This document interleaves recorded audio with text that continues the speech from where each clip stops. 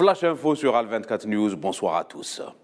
La 7e édition du championnat d'Afrique des nations de football a été officiellement lancée hier à Alger après une cérémonie d'ouverture grandiose au stade Nelson Mandela. Le coup d'envoi du CHAN a été donné par le Premier ministre algérien Ayman Ben Abdelrahman au nom du président Abdelmadjid Tebboune. Une cérémonie d'ouverture à laquelle ont assisté plusieurs personnalités à l'image du président de la FIFA, Gianni Infantino, et le petit-fils du feu président de l'Afrique du Sud, Nelson Mandela. Et pour le compte du groupe A, deuxième jour de la compétition, l'Éthiopie s'est neutralisée avec le Mozambique par le score de 0 partout au stade Nelson Mandela, ce qui place l'Algérie en première position.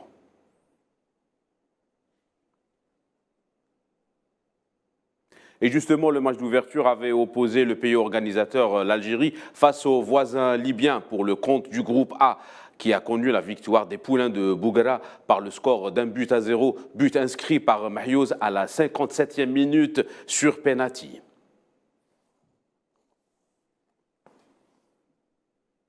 Le quotidien américain New York Times vient de classer le site Tassili Nadjer comme l'une des destinations phares dont le monde a visité en 2023 parmi une liste de 52 lieux touristiques incontournables.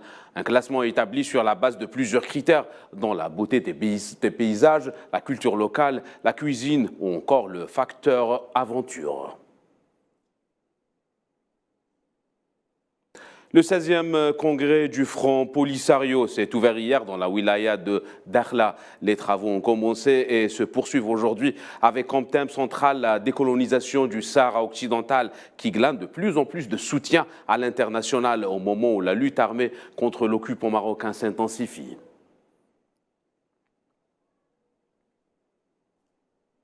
L'armée sioniste a assassiné deux jeunes âgés de 23 et 24 ans dans la ville de Djaba, selon l'agence palestinienne Wafa.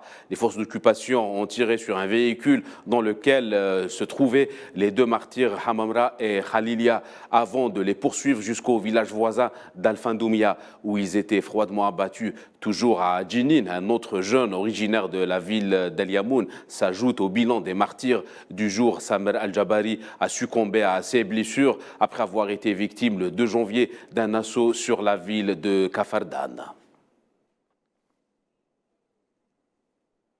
Palestine, toujours avec cette fois-ci la coopération avec l'Algérie dans le domaine des médias. Le ministre algérien de la communication, Mohamed Bouslimani, s'est entretenu avec son homologue palestinien, Ahmed Assaf, en marge des travaux de la deuxième édition de la conférence des médias arabes qui se tient en Tunisie. L'entretien a porté sur les moyens de renforcer les relations de coopération liant les deux pays dans le domaine des médias et de la communication. En présence des pays africains au sein du Conseil de sécurité de l'ONU, sous un statut permanent qui glane de plus en plus de soutien, la chef de la diplomatie allemande, Annalena Baerbock, a annoncé hier son soutien, ainsi que celui de son homologue français, Catherine Colonna, pour la création de 2 sièges permanents au Conseil de sécurité de l'ONU pour le continent africain.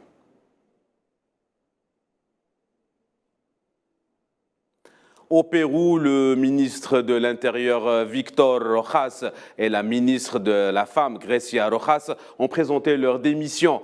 Dans le même temps, les manifestations et les blocages se poursuivent au pays alors que la présidente Dina Boluarte a exclu quant à elle de démissionner comme l'exigent les protestataires.